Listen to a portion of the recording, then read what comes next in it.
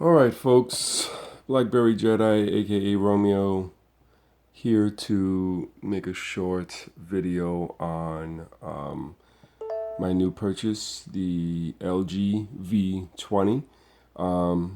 In the background here I have some of my more recent phones that I've used. This is the Note 5, iPhone 6 Plus, one of my passports, and the Priv. Now recently as my daily driver I was using the Priv, but I just got really frustrated with it because it became so laggy. It became so impossible to use sometimes. There were times when it flew, and it was really fast, and it was like there was nothing wrong with it. And then there was times where it was just impossible to use.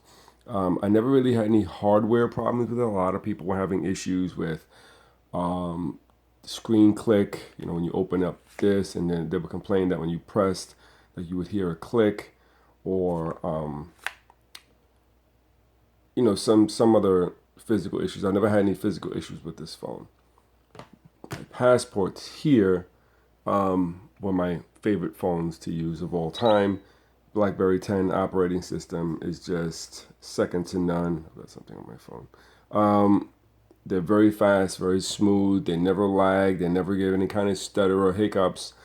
Very efficient operating system. Problem is that there are no apps for it. And BlackBerry is slowing down the updates on BlackBerry 10, leaving the people that are still on the the passports, very frustrated. And some things are taking longer to do, like accessing certain things on their web browser, which needs to be updated, and things like that. It's just becoming very frustrating to use the passports, having to do so many workarounds just to use very simple things that there are usually apps for on the other operating systems.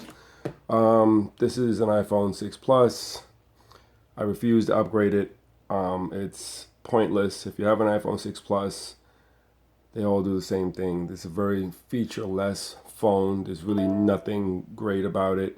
They added that whole long press touch thingy to get to widgets and all this other stuff on the phone. To me, it's the same damn thing. I'm not going through the process of selling my phone or trading it and taking a big loss, or selling it and taking a loss and then spending more money to get a phone that's only a minor increment step forward. Okay. And then this is my Note 5, which I wish I would have gotten with the bigger memory capacity. This is only 32 gig. I use it sparingly. It's a backup phone, and I like using the S Pen on it for Photoshop. I do a lot of crazy Photoshop head transplants on some of my coworkers and stuff. I have a lot of fun with this phone.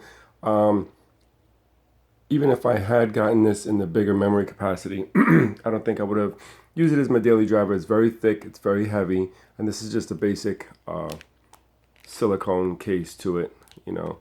Nothing too fancy. This is what I usually get for all my phones. A basic clear silicone case. Good phone. Never really had any problems with it. It's just too physically heavy for me to want to use, and the phone is pretty thick. Okay, so now to the V20. Nice phone, bright display. Well, it's not bright as in projection bright, but it's a very crisp display. I want to say the brightness could be a little bit better when you turn it all the way up. Sometimes when you're outside, it gives you, maybe a little bit of a problem. It sounds like you got to kind of crank it all the way up, but not too much of a problem. Not as much of a problem as the Priv in sunlight. The Priv in sunlight is damn near impossible to use at times. Especially like I use Picture Password, and being that I'm holding this phone in my hand, I'm going to show you one of the glitches I've been having with Picture Password. I'm trying to get this to stop moving. Here we go for my double tap. Sometimes I'm outside and I have the screen set pretty low. When you're inside, you don't need the screen very high. But when I go outside and I turn this on, the screen is so dim and it doesn't show well in the sunlight, I can't see the numbers and I can't see the pictures. So anyway, I'm doing this. Let's say, did you see the screen jump? And sometimes I go to put it in and then it'll jump. And you see it's jumped again. And now here I am trying to put the number properly. All right, now I got it to open up. There are times when this phone, let me turn on the screen a little bit, would just lag and lag and lag. I do love this phone as a daily driver. It fits well. It's the perfect size. The screen is nice. The camera is very, very, very slow. It's very painful to use. If you're trying to take a picture of a child who won't sit still, it's a very painful experience to use this phone. The shutter is so slow on this phone. So I just pretty much got frustrated with it. Keyboard is nice. It's a little bit small for my taste. I wish the keys were spread out just a little bit more. If the keys were a little bit bigger, I would have been a lot happier with it. But you know, I really liked this phone. I just wish that BlackBerry would have did a better job with the processor and not have it hang up so much. I think that there's an issue with BlackBerry software and Android really didn't mix well in this version of their phone collaboration. Also, as you can see, this phone just a second or two ago, maybe 10 seconds ago, I just had a notification or a sound notification on the phone. It's 10:21. It's 10:21 there, so you can see that I just got a BBM notification, but I'm in airplane mode. So how in the world is that possible? I have everything turned off. I know that sometimes you could be in airplane mode and still have Wi-Fi on, but I have nothing on, and I'm still getting notifications through BBM. That is weird. Okay, so here goes the V20. Okay, fingerprint sensor on the back. I still have the sticker on it. It's got a little AT&T logo there on the cover. You just place your finger on the fingerprint scanner and boom, you're there. It's a really nice phone. It's a little bit big. Let me take away these for a second. This is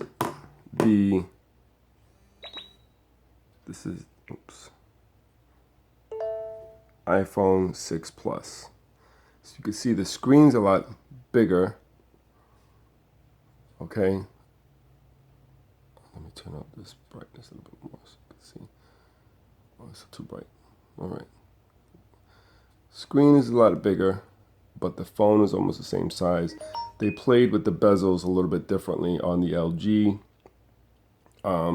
It seems as if you have a very small chin, but the chin also extends to the screen. I don't know if you can see down here where it says LG. That's also part of the, I don't know if you can see it there. You can see it a little bit there where it says LG. That's also a blank part of the actual glass screen there, which there's nothing to be had there. It looks kind of like a big Z10 or big Z30. It's a very nice phone. What I do miss from coming from the Priv are shortcuts. You can have the shortcuts up here on the top.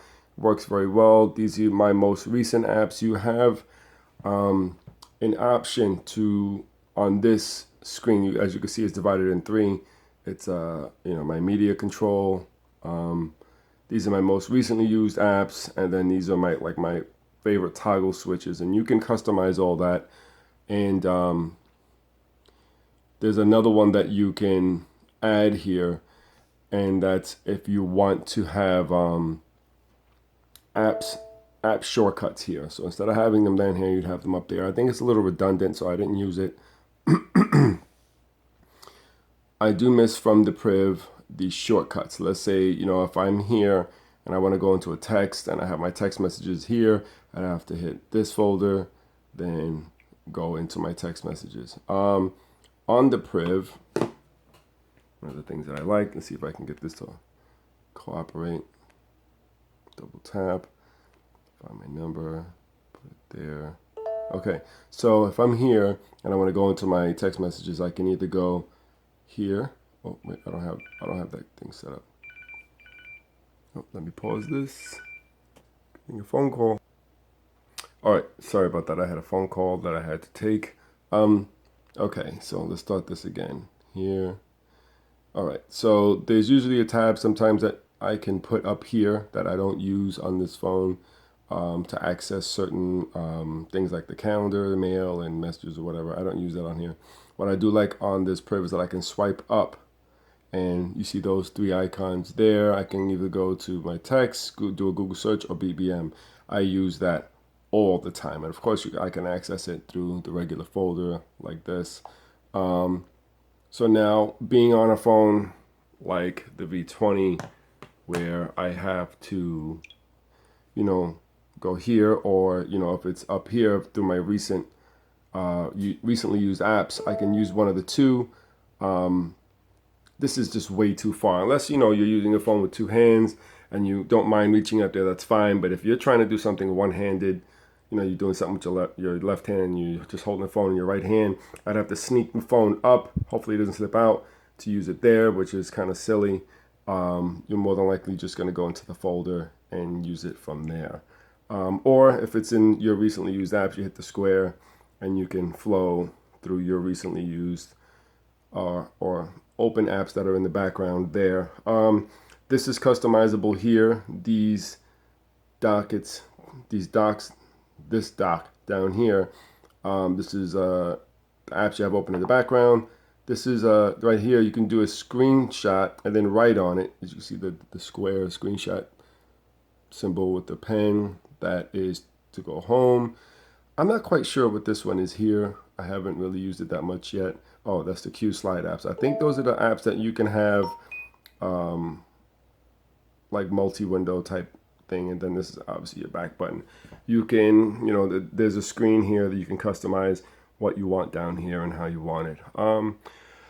I'm pretty happy with this phone. It is a little bit on the tall side. I wish they would have scaled the phone down just a little bit, a little bit. Other than that, it's fine. I'm used to using a 6 Plus or a Note 5, which, comparing it to the Note 5, it's taller than the Note 5 by a little bit. Well, the Note 5 has a case on it, so you can kind of see there. You can't really see. Let me take the... Okay, so here we have my dusty Note 5. See, it's taller by a smidget. Okay, and that's basically because of the damn bezels. So much bezel on this phone, What am I doing here? Okay, so there's just so much bezel on this phone. You can see the screen size is pretty much the same when I line up the displays. But because of the extra screen on top, where the camera is on the LG, I don't know if you can see it. I have a dark wallpaper there, so it's kind of see where one screen ends, one screen begins. The bottom chin's about the same. It's a little bit longer because of this extra gray chin here on the LG V20. So it's a little bit more phone height-wise than I would like to have. Some other things with this phone. The camera's pretty good. It takes very good pictures. The pictures are pretty solid. I can't complain. Again, just when you're outside, you're going to end up turning the screen up a little bit more than usual. So it's a constant battle of turning the screen up and then turning it back down when you come inside. Let me see the back here. Let me turn the screen off. The back here. This here I thought was a convenience button of some sort, right? But what it is to actually take the cover off. So you hit that button, cover pops off. This is metal. It's not like a cheap metal, so if you dent it, you're stuck with that dent. You're probably gonna have to get a new one. This is the battery, SD card over the SIM card, which isn't too bad of a setup. I don't like it when you have to take the battery out to access one of these. I like it if it's hot swappable. This seems to be okay as far as that's concerned. Fingerprint sensor, and I'm reading on the internet now that there have been people that have cracked this glass screen here very easily. It does protrude a little bit. I'll snap this back on.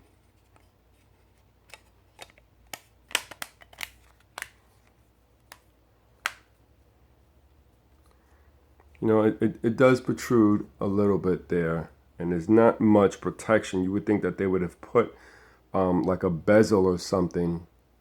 I'm a little too close.